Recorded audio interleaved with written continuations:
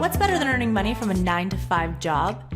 It's earning money while you sleep, which is made possible if you start investing.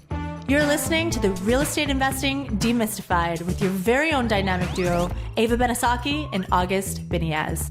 Tune in as we discuss everything real estate, both on the passive and active sides. We feature life-changing stories of today's real estate leaders that will help build your own roadmap to success. This is a show that will lead you to a diversified portfolio, a much bigger revenue, and a next-level venture that brings you a smooth cash flow. Let's get this episode started.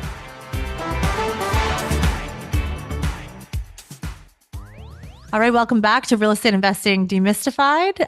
We're going to have a really great topic to talk about today, and that's, as real estate investors, is the most exciting thing that we love to discuss, and it's debt. Yes. If it's not one of the most important aspects, I believe it is actually the most important aspect of real estate. So we're going to actually dive into that today. It's location, and then it goes how you're going to structure the deal. Yes. And the debt is the most, when it comes to the capital stack, the debt is probably the most important part. And Absolutely. that's why certain real estate asset classes have beaten the S&P 500 over the last, however long it is, because it leverage allows you to maximize returns. And we're going to be discussing that. What differentiates really the conversation today is going to be the type of debt that's available in Canada and CMHC, which is the Canadian Mortgage Housing Corporation, I believe. In a lot of our viewers have an understanding of agency debt lenders like in the US, Fannie Mae, Freddie Mac. Yeah. CMHC, which is basically Canadian version of Fannie Mae and Freddie Mac. So we're going to dive deep into that. But before getting into the show topics, we never warmed up our audience, Ava. So how things are going, you got right into it. So I'm excited. Okay. Beginning of October, it's a fall here in Vancouver. We're going to be making our move like birds do. Birds go over this. Depending on where the weather season is. Birds start migrating. We're going to be migrating back to Florida shortly here. I was just in Texas, in Dallas, at the Brad Sumrock event, and it was great. I made a bunch of content, interviewed a bunch of experts, John Chang and others. Yeah, I think your favorite part was the ribs. Ribs, yeah. Texas, they were expensive. We went to a barbecue house. We spent $100. Oh my God! Every time. And every time that's just like $140 Canadian. But was it worth it? No. Yeah. Okay. $140. I could go to Costco and buy a frozen lamb, chop it up, so and cook it up. And that's right. Back to the show here. So, why don't you tell our audience who's our guest and his background? Absolutely. All right, guys. Today we're joined by Gaurav Sobti, and now Gaurav brings top tier experience from an extensive background in private equity and lending. He has conducted hundreds of millions of dollars in commercial lending transactions, and previously he was part of a team overseeing a $3 billion portfolio for a major public sector pension fund. Gaurav is a licensed mortgage associate through RICA, and commercial mortgage brokering is conducted through Create Commercial Mortgage Services. So welcome to the show, Gaurav. We're really excited to get into things today. Welcome, Gaurav. Thanks for having me. Awesome. Okay, Gaurav. Now, you're a CPA, you're a CFA. To say you're a pretty sophisticated person when it comes to financial analysis is probably an understatement. But listen, let's talk about things. When it comes to your background, as mentioned in your bio here, you were part of a team overseeing like a $3 billion portfolio for the major public sector pension fund. Can you talk to us a little bit more about that? Can you give us more information on that? What role did you play for this pension fund? Yeah, no, for sure. Yeah. So I worked for Alberta Teachers Retirement Fund, right? And so they manage the money for the Alberta teachers. And essentially, they were expanding into private investments, right? So real estate, private equity, infrastructure, right? Prior to that, I was an accountant. So to be honest, I didn't really understand all these assets. Like real estate, you can understand. Infrastructure, to be honest, when I first heard it, I didn't even know what it was, right? So I joined the group back in 2012, and it was a new program, and because at that time, again, like there were some other pension funds that were already heavily into the sector. Alberta Teachers was expanding into it, right? And so they were allocating, I think, between real estate, infrastructure, and private equity. I think it was almost target was 45% of their book, right? So basically, I worked on the private equity and infrastructure team, primarily private equity. We invested in funds, so we would give sort of blank checks to, top tier GPs across the world, right? And we would also invest in co-investments alongside those GPs. This would allow us to hopefully generate some more alpha, but also to reduce our fees, right? And also just to get to know the GP better. Any famous names you can share as far as the GPs you guys partner with, like a Black? You know what? I think it was public. I think it was publicly listed. So I mean, trying to think. I mean, I know we did TPG, right? I think we did TPG Asia. That was a fairly large commitment. We invested. Some of the other ones were more like we focused more on the middle market, because we wanted to have a meaningful voice, right? And frankly, like the program, like, my old boss, I'm still in good contact with him, right? He's no longer there, but that was a top performing program because, we had a very concentrated approach where we didn't just give it to like 100 different managers, overly diversify, right? We tried to be a meaningful partner to these GPs. Right.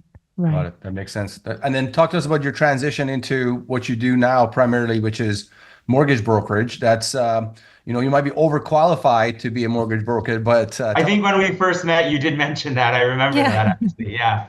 Yeah, no, I mean, mortgage brokers come in different shapes and sizes. So yeah, no, so I, it was a great role, Alberta Teachers. I learned a lot, right? I think that's where I really learned my finance training, right?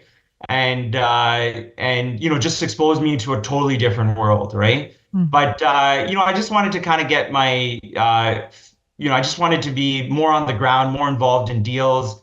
I mean, long story short, I left that role. I ended up working for a private lender here in Alberta, right? And that's where I got exposed to real estate. Honestly, prior to that, I'll be frank, I wasn't even that interested in real estate, right? Because everybody said, okay, you buy a house, it's going to go up, right? Whereas I was a little more contrarian, right? But it really exposed me to development. Like I didn't even think about development before I joined that private lender, right? So exposed me to development, it exposed me to income producing properties. And I don't know, I just kind of fell in love with it because part of it is the simplicity of it, right? Like it's a little bit easier to kind of value real estate. Doesn't mean it's easy to generate good returns, right? But, and then honestly, mortgage lending was quite attractive too. You can get some really good risk-adjusted returns as long as you lend properly, like you don't blow up, right? So yeah, so in 2016, I joined that lender. I was there for about 3-4 years, moved into a business development role, shifted over to, wanted to learn more CMHC, shifted over to a national real estate finance company for a few years, and then ventured off on my own as a broker just about 3 years ago, coming up in February.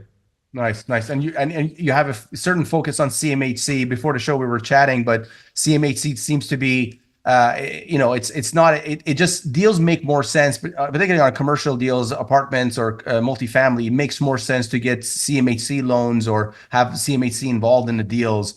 It's very common, right? I mean, in the US, is a bit different when it comes to agency, Freddie Mac, Fannie Mae, but. Here in Canada, when it comes to CMHC, the government body, it's a lot more conventional. Like it's much more common. Yeah, no, definitely. Yeah, like I heard a stat again. I don't, again, it was just thrown out there, but somebody said like maybe 80% of deals happening right now. Like, and I think that talks about just real estate in general. Like in Canada, 80% is multifamily. And I would say majority of that is CMHC, right? So, I couldn't tell you exactly how long the program's been around. It's been around for a long time for sure. But essentially, like CMHC, like, when you people think of CMHC when you're buying a house, right? You put less than 20% down, you need insurance. They're actually one of the providers of insurance. There are a few private providers as well. But for multifamily, they are the sole insurance provider, right? So they do have some direct lending programs. I'm not going to focus on that. I'll be honest, I'm not involved in that as much, right? They do have some direct lending programs, but on the commercial side, they pretty much insure. They're the only insurance provider, right? And majority of multifamily deals, apartments, row housing, right, are being done through CMHC. We'll get into that in a moment. We'll kind of break it down, kind of the mechanics of it. But let's just tell our viewers what CMHC is, if you want, Ava. Yeah, no, we want to break down the Canada Mortgage and Housing Corporation financing, CMHC. Obviously, what is it? How does it work? How does someone qualify? But before doing that, we did some research before the show about CMHC, and we wanted to discuss, and I wanted to really break down the mandate of CMHC. So there's 3 different points here. The first point is housing finance solutions. So CMHC offers solutions to enable access to housing financing, and ensure housing finance system stability through all economic cycles. The second point is housing knowledge and expertise. So CMHC, they build and share their knowledge and expertise of the housing system to drive informed decision making, stimulate dialogue, and improve outcomes in the housing sector. And then the third point of their mandate is housing programs. So we deliver housing programs to increase housing supply, preserve stock, and contribute to affordable housing. And I think that's the main part, is basically creating more housing and making the process a lot easier in Canada. More affordable. So it's definitely, yeah. I mean, if I were to put a tagline, I don't know if this is their tagline, but it's to create housing for everybody. Exactly. Yeah. So I mean, Canada is one of the richest countries in the world. It's got a small population, just still under 40 million, I believe, or around that number. But it should be cheap to own a house here. Your medium home price, but medium home prices in Vancouver is over $2 million, and medium income is around $100,000. So that's insane. Same thing in Toronto. So that's the biggest complaint for anybody living in Canada is housing. So CMHC should do their job, in my opinion, probably better or more kind of broader. But again, going back to differentiating between residential, which people are very used to or heard about it. When you buy a piece of property in Canada, you got less than 20%. So out of a need, your lender, whoever you're borrowing money from, says, hey, I cannot give you this mortgage because it's too risky. Too risky. Yeah. You need to go through CMHC or a third-party insurer to insure you, to give you insurance, then I'll lend it to you. CMHC gets involved, you pay them a fee, and they'll insure that mortgage, and you get your mortgage and call it a day. That's for a lower down payment. That's what I understood CMHC to be. But then CMHC is also involved on multifamily apartments when it comes to development or acquisitions for value add deals for investors. Investors, which also makes sense. But we want to kind of. We want to break that part of it down. We kind of wanted to get like a crash course on the residential aspect for the viewers, and then of course the commercial side of real estate. The part is pretty simple. It's pretty straightforward. Let's talk about the commercial part of it. Perfect. So an investor, let's say an investment group, family office, a high net worth investor wants to go buy a 100-unit apartment community or apartment building in Alberta. You're saying that most times CMHC is involved in those mortgages. It's I think one, like it, I'm sure some of these groups could do the deals conventionally, right? But I mean, if they did it conventionally, they'd be lucky if they got it depends on the interest rate environment, but like maybe they'd have to put 25% down, right? So that's a lot of trapped money, right? So I think, CMHC, like it's known for providing much higher leverage, right? Better amortizations, right? And honestly, it leads to lower rates. So it just improves the overall economics of the deal, right? Which allows these real estate companies, frankly, to do more deals, right? Because their capital is not as tied up, right? And the economics just make sense. So they just incentivize them, right? So CMHC will help with existing product, but they'll also help with new construction, right? Yeah, talking about existing product, just a bit more here. So you were going to ask a question? Yeah. Just before that, I just wanted to ask, when an investor or developer, do they come directly to CMHC or do they go through the lender first? Yeah, so I mean, like again, like there are some direct lending programs, but I think what is more common is the insurance side, right? And so typically they're going through like you apply to CMHC first. Like you don't apply to CMHC directly as a developer for their insurance products. That is done through an intermediary. I mean, prior to September, brokers like myself could talk directly to CMHC. I mean, we're still talking to CMHC on some legacy files, right? But now you have to go through what is known as an approved lender, right? Approved lenders include the major banks. There's companies like, MCAP, right? PKL Capital, right? These are like alternative lenders that also play in the CMHC space, right? So now if you want to get a commercial multifamily deal insured, right, from CMHC, you have to go through those lenders. Now, brokers like myself are still involved because honestly, especially right now, there's just unprecedented demand, right, for this product, right? Just because, we are in a housing, affordability crisis, right? And so like the human capital is just stretched, whether it's the lenders are stretched, right? So they need brokers like myself to, educate clients, right? Package the deals and guide clients through the process to make a more streamlined process and efficient process. Okay, got it. So now if you're talking about 25% is too much to put down. We're used to putting much more on our US deals, and the current deal that we acquired, we actually put down 55%. So that definitely does lock up more funds, and it also brings down the if you have investors, if you're syndicating the deal, it actually brings down the LP economics because you put down more equity. But you're saying that with CMHC loans, they go up to all the way up to 95% LTV, and then you just have to put down 5%, and then the amortization also gets extended. But when you're extending the amortization and when you're increasing the LTV, what that does, it actually brings down the DSCR. It actually brings down the return. So the deal is barely cash flowing, if it is at all. Yeah, no, that's for sure. Now, the one thing CMHC does do is that they make you use some benchmarks, right, in your underwriting, and depending on the product, those benchmarks could be conservative. But you're right, like the DSCR, like if you want to hit, generally, like the DSCR can be 1.1 on an MLI Select deal. There are standard rental deals, right, where the DSCR is like 1.2, 1.3, depending on if it's a 5 or 10-year deal. But yeah, like 1.1, that is pretty tight. If there is some sort of hiccup, right, you're right, you might not be cash flowing, right? So this is under MLI Select.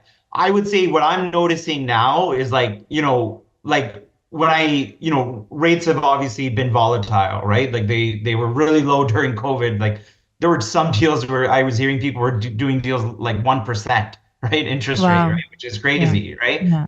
It would have been a great time to lock in 10 years, right? But basically, rates went up, right? And so, at that time, yeah, DSCRs were getting kind of like, people were maxing out loans and DSCRs are 1.1. Now, as rates have been coming down, right, I've been seeing DSCRs start to improve because with MLI Select, which is the program that most people are talking about these days, right? If it's a construction deal, you're capped to 95% of cost. And if it's an existing asset, you're capped to 95% of purchase price, right? So you are starting to see some DSCRs that are higher than 1.1. But again, it all depends what you pay for it, right? And what is it? Going over kind of that on a value add type of deal where it's an existing asset, you're looking to go in there and possibly force appreciate it, or just you're buying this thing, hoping to sell it for more in the future. It's conventionally is amortized over what period? Conventionally, yeah, you'll get maybe 25 years, whereas you can get 50 years. 50 years. 50 years. Wow. Yeah. And what's the term? Terms are typically 5 or 10 years. I mean, a lot of people are doing 5 years right now. 5 years. But yeah, you typically 5 or 10 years. And at that time, you go in and you renew. Is it pretty simple renew process, or they have to reapply fully for the loan? How does it work? You can renew the deal. Like I mean, a lot of clients probably always looking to kind of try to see if they can get more leverage, right? So they might want to reapply, but the one thing you have to keep in mind, especially under MLI Select, right? So there's 3 pillars to MLI Select, right?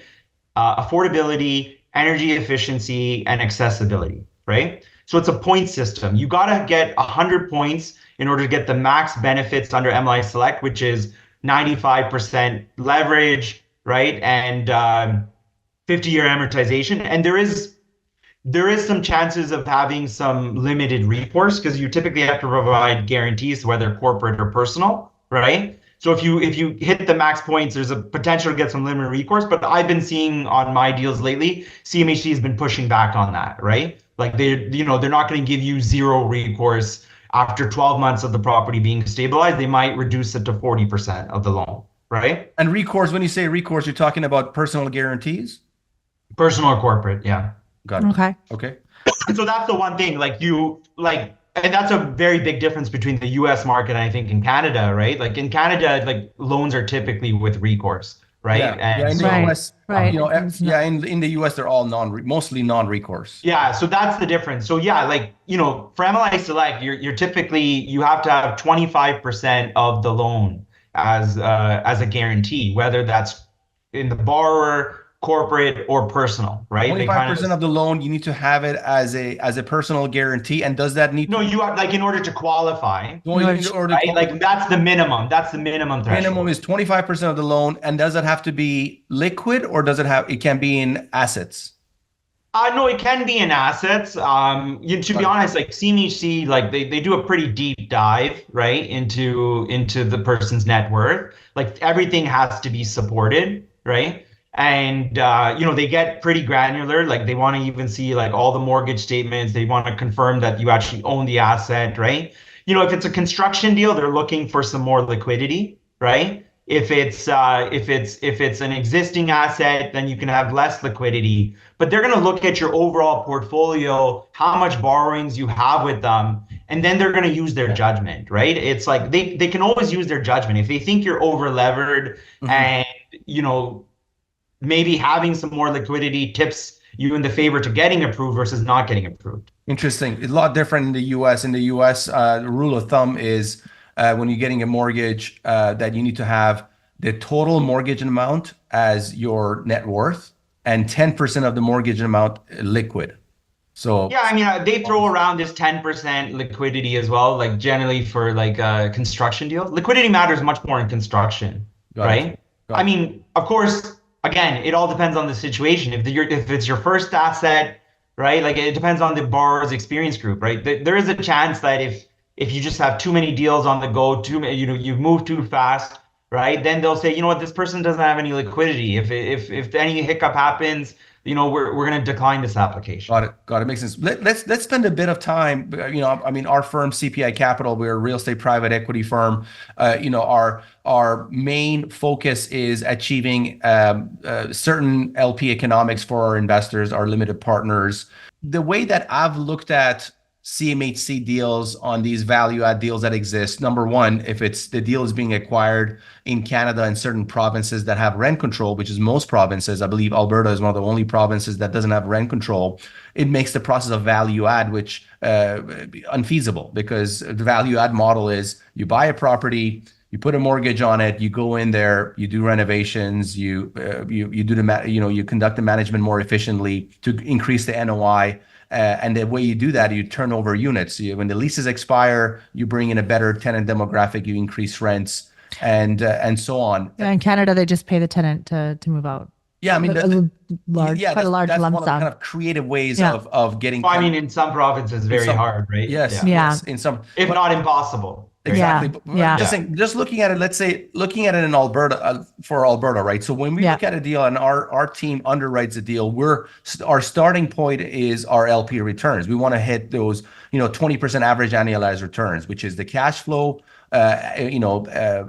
combined with the capital gains. It's got to average out at 20% average annualized return. We want to double our investors' equity over 5 years. But when I've looked at these CMHC type of deals, even in Alberta, there is appreciation. We know that over the next 10 years, the next 20 years, this property will appreciate a significant amount. But because the cash flow is non-existent, you're banking on the appreciation alone, right? If something happens, immigration policy changes, it could change all those numbers. Are you seeing any groups syndicating these deals? Do you have any clients who are actually having a group of investors that are coming in? Or is it majority of the investors are more family office, high net worth person who's buying this? What is the demographic of people buying value add deals in Canada using the CMHC mortgage, basically structured? Yeah, no, I think there are, like, I'll be honest, I personally don't really have a ton of clients that take investor money, right? Well, especially like syndications, right? Like, they might have the odd partner here or there. Obviously I'm just one segment of the market. Like, I think there are syndication groups, but I can tell you why I think there's probably a few challenges associated with that, right? One is like, when you submit a deal to CMHC, like you have to actually submit who the ownership is, right? It might be a little bit different for like a very large, REIT or something, right? But let's say you put together 10 or 20 people, they're going to want to know those people's names, right? So when you're trying to put together a syndication and you're trying to apply to CMHC, like the processing times also can become challenging. Like right now, it's probably 3 to 4 months before you submit a deal to CMHC, 3 to 4 months before you hear from them, right? Like it kind of fluctuates. Are the sellers open to have the closing that far down? It can get challenging, like especially in Alberta right now, which is a hot market, right? Like no one's going to give you enough time to close on the deal, right? Like people want, maybe 60, 30 days due diligence, 30 days close. You might be able to stretch it out to 3 months, right? So if you're trying to put together a syndication, right, where you have to pitch these investors, right? So I think logistically it becomes challenging. Yeah. I mean, I'm sure there are groups out there, right, that do it. But you're right, like especially like it's going to depend on the market, right? And there's no cash flow. Another thing, Gaurav, is aside from the logistical and administrative issues that exist, and as far as this structure being used, LPs, and I'll in a moment I'll tell you how we circumvented that concern when it comes to U.S. lenders. But you're also looking at cash flow. If I can say like under MLI Select, yeah, the cash flow is tight, right? Now keep in mind that you're putting in less money, so you might still get a decent cash on cash return. But you're right. Like I wouldn't say yeah, there's not a lot of cash flow to, like when you have 1.1, there's not a lot of cash flow there, right? Yeah. And multifamily cap rates are lower typically, I think, than the US, right? It is much lower. Exactly. In Alberta, you're looking at maybe 5% for new product. It's probably declining, right? Even older product, like they don't always trade on cap rate, right? Like it trades on dollars per door. So you're right, like in the sense that like it can be. I can see why it would be challenging for syndication groups. Yeah, for sure. Just get it back to the way that we mitigated the concern when it comes to a lender not wanting to deal with a group of investors is that we created a entity that was the borrower entity, which was a single member entity. So it was a limited partnership with us ourselves being the GP and the LP. So that was a borrower entity, and then we had the syndicated entity sitting above that owned the ownership stake in the borrower entity. So as far as the lender only dealt with one entity, which had basically the borrowers, are us, the executives of CPI as the borrower of that entity. So that's how we, the US lenders don't want to have to deal with 50, 60 investors, and in case of something going wrong, having to have litigation with 50 or 60 people involved or even more. So that's how we would structurally mitigate that issue. But let's keep going. And we discussed a bunch of important points, but maybe we can talk about. Well, we actually kind of discussed. Yeah, just briefly, you touched that. Let's briefly touch it. So in the US, when we got our Freddie Mac loan, we went through CBRE, who was our lender. Yeah. CBRE then it was a servicer to Freddie Mac. That means they're qualified or they were be able to get a Freddie Mac loan for us. When it comes to yourself, and you touched on this briefly as well, but certain mortgage companies are a CMHC approved, or they can, and you said from this September something changed. Talk to us about. Well, they go through the lender first, right? And then the lender then puts them through CMHC, correct? If they don't have. But then how you guys as a broker get involved? Can any broker? Well, again, to be honest, my world changed literally after September, right? Yeah. Prior to September, approved correspondents who were kind of sponsored by these lenders could submit applications directly to CMHC. And then the typical process was like once you got that certificate of insurance, that's what CMHC issues. It's called COI, short form. Then you would take that to a lender to get funded, right? After September, they said, no, the lenders now have to apply directly to CMHC solely, right? Like lenders were applying before as well, right? But there were certain lenders, like some of the banks, like they weren't set up, and currently they're not even set up right now to actually take on those direct applications, right? So yeah, brokers are still involved because like I'm still actively doing CMHC deals through lenders because again, like there's all these rules, right? There's like and frankly, like I said, the human capital is stretched in this industry right now because there's unprecedented demand. So lenders still need brokers, first of all, to help source clients, but also just to put together the packages and organize everything, right? Because again, CMHC is going to look for a lot of details on you, right? Like they're going to get your, you can't just give them a net worth statement. It has to be substantiated, right? You have to collect all those documents. You have to make sure it all matches up. You have to put together the borrower's story, right? Like typically you need 5 years of property management experience if you want to self-manage, right? So you have to sell the story on that as well, right? So there's a lot of work that goes into a CMHC application. So that's where brokers are still involved, right? But I think that answers your question, right? No, absolutely. The MLI Select program, explain how that works, particularly on a value add deal, on an acquisition on an existing asset. Can there be updates made when it comes to efficiency? Well, that's the whole point. I think incentives are available for new construction or existing properties if the investor or developer is committed to like social and environmental outcomes. Okay. So exactly. They're actually incentivized because they get better incentives. And so the three pillars are affordability, energy efficiency, and accessibility. I'll be honest, I have more experience with affordability and energy efficiency, right? Tell us a little bit, on a value add deal, acquisition deal in Alberta, how can you make it energy efficient? Like, how do you get those points? Yeah, so basically, and again, this is the thing about CMHC, the rule, like, programs are always changing, right? Sure. So actually in June, they made some changes, which led to an influx of applications because they actually reduced the points you could get from energy efficiency.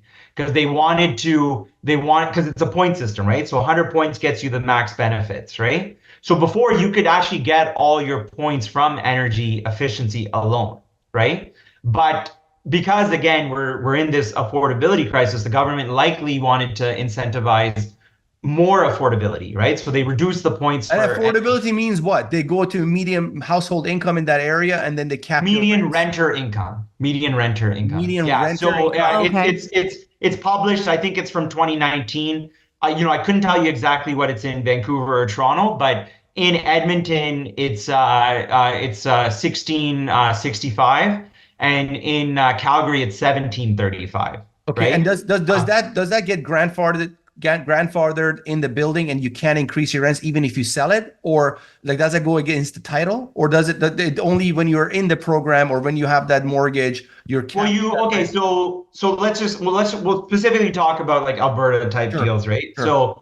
So in Alberta, right, like you can, depending on the market, like Calgary rents have kind of appreciated quite a bit, right? So I'm not sure if it makes sense, but you can, a lot of deals were just getting done on affordability alone, right? Under new construction, right? If you're doing a new construction project, if you designate 25% of your units as affordable, right? You can get 100 points, right? Which gives you the max benefits. For existing properties, though, you have to designate 80% of your units in order to get it to get the max benefits. Fair enough. Right? At what number? At what price?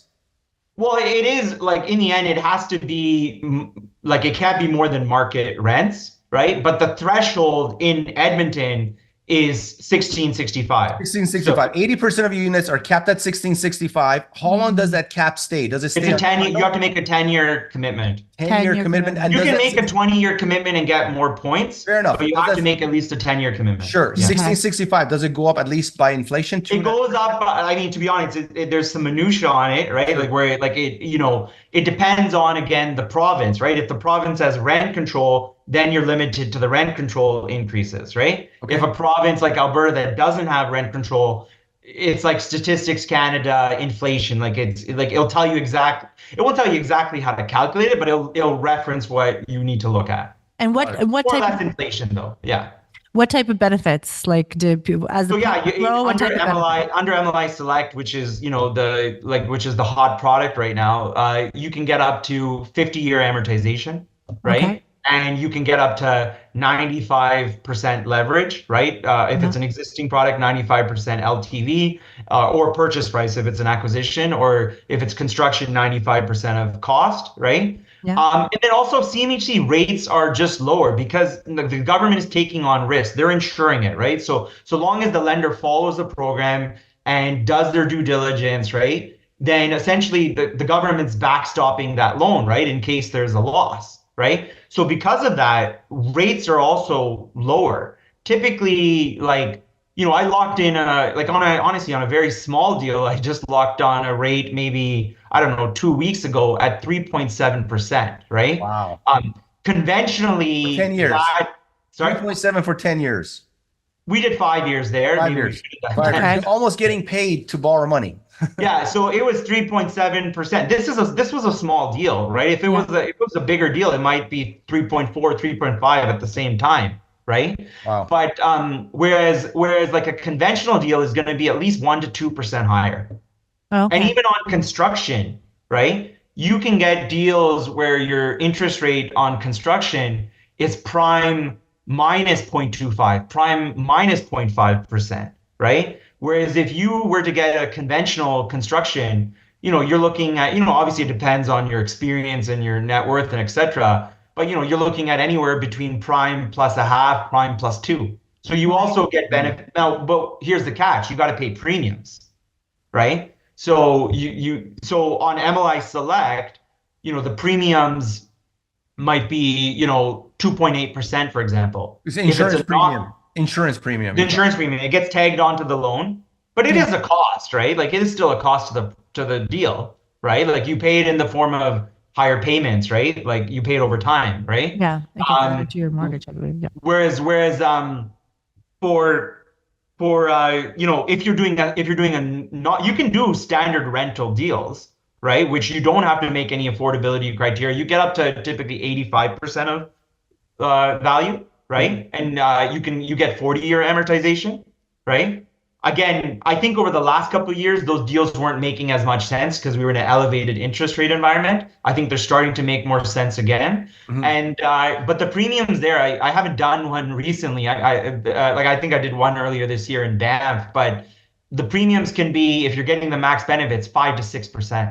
Okay. So that's, you got to factor that into your analysis. 5 to 6% of the loan. Of the loan. As a premium you pay on top, and that just gets tagged on. It gets added to your mortgage payment. It gets added to the debt. It gets tagged to the total, and then amortized. Yeah, amortized over the 50 years. Got it. Yeah, got it. Yeah. So now I have one more question, really quickly. I have one more question after that. Okay, perfect. Gaurav, the rules and regulations for the MLI Select and the CMHC, is it different? For like every province is different, or is it provincial, or does Alberta? Yeah, is it federal? Like, talk to us about that. Does it change if? The energy. Well, it's actually no. Yeah, no, the energies. There might be some nuances, but no, the rules are generally listen. Rents are obviously different by city, right? Yeah. And so, but the general criteria is the same across the country, right? It is subject to underwriting, right? So depending on who the underwriter is, right? But, they could have an impact on the deal. Like it's not supposed to, right? But, obviously, it's not like it's a computer that's making the decision, right? Yeah. Mm-hmm. Yeah. AI. Maybe one day. Gaurav, let me ask you something. So, aside from the discussions we've had so far, we talked about syndication groups, investment groups, REITs that, the model might not work perfectly for them. When you're talking about your client profile, right? Maybe we might have somebody listening to our show or watching our show today when this goes live in a few days. Who is this program best suited for? Somebody wants to buy, I know smaller apartment communities, fair enough, but something bigger, something like 100 unit. Who is this best suited for? Does it need to be an investment firm? Can a few high income earners get like few doctors or dentists get together and buy an apartment building in Alberta, like who is the perfect profile investor for these loans and buying apartments in Alberta, let's say? What are you seeing? Well, I mean, definitely investment groups are taking advantage of this for sure, right? Like they are, right? Again, I'm not looking under their underwriting to figure out how they make it make sense, right? But honestly, like as I've been getting more calls this year from people from BC and Ontario than I have ever been before. Like just kind of unsolicited, like people just call me out of the blue, because you're right, like. Because you can buy like a multifamily product with only 5% down, right? Yeah. You can do a $2 million deal with $100,000, right? So you're right, like it is making multifamily investing more accessible to individuals, right? Mm-hmm. People who I wouldn't consider high net worth either, right? Like, I have clients who, we're doing their first project. They might have a net worth of 500,000 to, $1 million, right? And I have some clients who have, over $100 million net worth, right? Yeah. But so it's definitely like, I would say MLI Select in particular has made it much more accessible. You're seeing on social media, on Facebook, people like realtors are advertising, buy product with 5% down. Like, people are actually buying duplexes, single family houses, putting them together as rental product and using MLI Select. Interesting. Okay. Interesting. Awesome. Yeah. And if people, and I again, everything I say is a little bit more with an Alberta lens, right? Like, sure. Like yeah, majority of deals I do are in Alberta, right? Well, Alberta makes more sense anyways. Especially. That's where, especially because with the affordable rents and and frankly pricing, houses are just cheaper, right? They are. You can buy. I was just talking to someone today about a duplex. You can buy a duplex with a basement suite for $550K, right? You put 4 of those together, just over $2 million. Put in 100-200 grand, including fees. You can make it make sense. That doesn't make sense in Toronto or Vancouver. No, never. Very yeah. True. No, we really enjoyed the conversation. Let's get to the second segment of our show. My favorite part, the 10 championship rounds to financial freedom. So we're just going to ask you a series of questions. Sure, yeah. Lay it on me, yeah. All right, here we go. Here's the first question. Who's been the most influential person in your life? Influential person in my life. Well, I would say my wife, right? Hopefully she'll watch this, right? That's right, No, I mean my wife. Yeah, every married guy on the show says their wife. Like it's. No. To be honest, my wife's a doctor, but she and again, I get involved in some developments as well, right? And some real estate, right? And so she asked me tough questions for sure. Like she's nice. she'll ask me why is this person selling? And I'll be like, well, why does anybody ever sell, right? And she's like, well, you got to have a good answer for that, right? So definitely my wife, but I'll be honest, I've been quite influenced by Warren Buffett as well. I love reading, I've read majority of his letters. I've read tons of books on Warren Buffett as well. Nice. Awesome. Okay, great. Next question. What is the number one book you'd recommend? The number one book. I would say, well, actually, honestly, I would frankly, I think the letters from Warren Buffett. You can just download them off Berkshire website. We've had that answer before, actually, Gaurav. Yeah, I mean, some other good books, anything by Howard Marks or Joel Greenblatt, right? I love reading books on value investing. I don't read them as often as you used to, but yeah, those are some good books. Yeah. Awesome. Okay, next question. If you had the opportunity to travel back in time, what advice would you give your younger self? Yeah, take some more risk, I guess, right? Right now, I'm in more of an entrepreneurial role. I'm a mortgage broker. I kind of, I don't have a steady paycheck, right? Yeah. I think when I was younger, I really wanted to, maybe go work for some big corporation or big investment firm. But now I'm kind of more excited about kind of trying to build my own business, right? And so. Nice. Love that. Be a little bit more risk taker. Next question. What's the best investment you've ever made? Best investment would be probably investing in myself, right? Nice. You don't need to be a CA, CFA to be a mortgage broker, right? But I think like all those experiences and education that I have gives me an edge because I'm able to, like, I really try to help clients analyze the deal. I like to treat their money like it's my own, right? I only get paid if deals go through, right? But I really, in order to build long-term relationships and to build loyalty, I just like to try to give them advice and be more than just getting them the debt. Nice. Love it.